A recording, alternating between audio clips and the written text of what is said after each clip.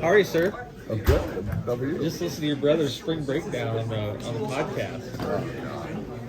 You ever just call him and be like, "You got that totally wrong"? It was funny because I didn't hear any of theirs until we went recruiting, and then I had a little more drive time, so I could actually put it on and listen to it. It's the same stuff I've been hearing for the last 35 years, so nothing's new for me anymore. You've got actual kind of continuity in your room, which is pretty unusual for the program right now. Yeah. Is that what's that like? Yeah, it's funny. I agree. I mean, we've had the same guys in there. This is going on 4 years now with kind of the same group, especially with Luke and Nick kind of leading the way. And it's awesome just from the fact that those guys are so tuned in to how I want things done, and they're so tuned in to their details and their habits that, usually when something happens before I can say it, they say it, which is fun for me. And those guys, they're really about football. So you go into the room, it's like doctorate level classes. They can ask questions that kind of stimulate my mind a little bit, which is fun. And I told them too, with young guys coming in, the best way to keep progressing is to have to teach it, because then you got to have all the answers. Because Ernest is going to ask you, well, what about this? What if they do this? And you got to be able to explain it. It's not only do it, you got to be able to explain it. So it's pretty awesome. A lot of in-state guys too, local guys. Is that again sort of an old school dynamic to that? But what's that vibe like? I guess. I mean, it's a little bit by chance. I mean, I was such a good recruiter that I was able to not offer Luke Reimer a scholarship. So good of an evaluator recruiter I am. So you get a little bit lucky, but no, you know what? I honestly don't really think about it like that a whole lot. It's kind of a cool side note because I was an in-state linebacker, and those guys are too. But they definitely have a lot of pride. I think that's the biggest. The biggest thing is they have that pride of playing for their home state. And they don't think about it. It's not like something you think about every single day, but I think it does serve a purpose, especially when you become more and more of a leader. It just means, because you look around your roster, there's not a lot of old guys. Yeah. It's like there was on defense last year, but it's not like it used to be. Yeah. And so I would imagine a guy like Luke and Nick feel a lot of responsibility, right? They do. And that's, I always felt the extra responsibility. I still feel the extra responsibility being a home state guy. And they'll see it one day. You still feel that responsibility when you're done playing this program. You feel like you're always a part of it. And I think they do feel that. And it reflects. It reflects on how hard they work. It reflects on how they hold guys accountable. It reflects on how they spend their extra time helping guys. Because those guys are tremendous teammates. Better teammate than I was, probably. Why? Well, they legitimately are as excited about their teammates' plays as their own plays. And the emotion pours out. Nick especially. Nick's like more excited about other people's plays than his own. And that's not fake. It's not false enthusiasm. I just wasn't as excitable of a guy. And because of that, he's a little bit better teammate because he's always juiced up for his fellow players. Go ahead. I was going to say, your best case scenario, you want 4 guys so you can rotate guys, or what? And what's enough opportunity for the first 2 guys? Yeah, honestly, Mike, the best case scenario is you have so many that you can't figure it out. That's the best case scenario. But one thing I probably didn't do a good enough job of last year was making sure and making the rotation happen.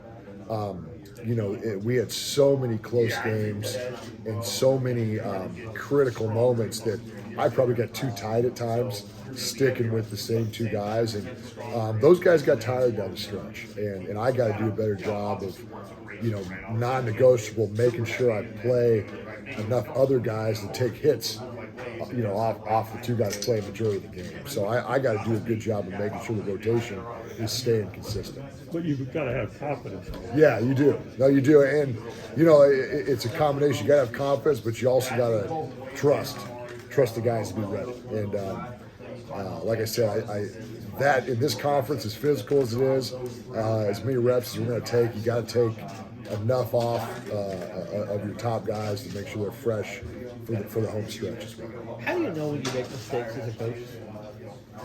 Oh, I mean, the film tells a story. And shoot, I took this same route when I was a player. I'm always extremely critical of myself. So, I mean, it's almost daily I think I make a mistake. You know, now some are bigger than others, some are worse, but I try to evaluate the way I teach a session every single day, and I'll look back and I'm like, I like how I worded that. Is there a better way to do that? You know, one thing you find out the longer and longer you're in this is, you know, knowledge is really simplicity. That's, you know, as I teach it more and more, I'm always thinking, can I trim some of that? Do I need to say that? Because the less you can say, the less they have to know, and that corresponds a little bit better. So, I mean, shoot, it's a daily thing with me to know if I make a mistake. I think I sat here I don't remember when it was last year, but it was at some point, and we were, you know, you guys went 3-9 last year. I mean, I know how much it means to you. Do you still enjoy it when you're struggling like that? That's a great question. It was really hard. Now, the enjoyment, the love of it, I mean, I love it. I love what I do. And one thing that really helped me is, you know, and I credit to our players, specifically in my room, is Monday, those dudes are ready to go. And I've been on teams that all of a sudden you lose games and there's finger. Now, I will guarantee this, because of the place I'm at right now, losses hurt way more and probably linger a little bit more than any place else in probably the world. But I still love what I'm doing. You know, as painful as every one of those losses were, I still love it. That was a freaking weird season. Really weird. Unlike anything I've ever been a part of. You know, I've never been a part of that many close games. Usually, you know, we have a saying, coaches, you probably heard this before, you know, tape tells the story. And tape didn't always tell the story. You know, you can look at the Michigan State game and we didn't get the first down. And you look at that like, this is good, this is good, this is good. And you hit the scoreboard and go, what just happened here? So it was unique. But at the same time, everything's a learning experience. And you can't look at it as unlucky. You have to look at it as 4 or 5 plays that you have to fix. And you have to find a way to find those plays. And it's a whole year of work to find those plays.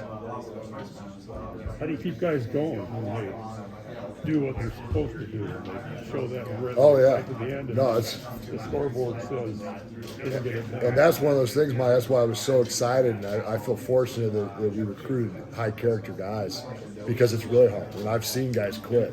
And usually that is the whole battle, is how can I keep these guys from quitting on the season when it's not, you know, they do everything we ask them to do and you don't get the results you want. One thing that I think was very effective is we asked them to do all this stuff, build these habits. On an individual level, a lot of those things were carried over. It's why isn't it happening as a team? And you know, the biggest thing that, you know, we kept coming back to is, you know, everybody's got to be accountable, and it's a team-wide thing to find the 4 or 5 plays to get those wins, because that's what it was. You know, you lose by a score every week. You're 4 or 5 plays that cost you a game. You know, Is it harder, that mindset with social media now? Oh, yeah. Because when things don't work, you can find opinions that go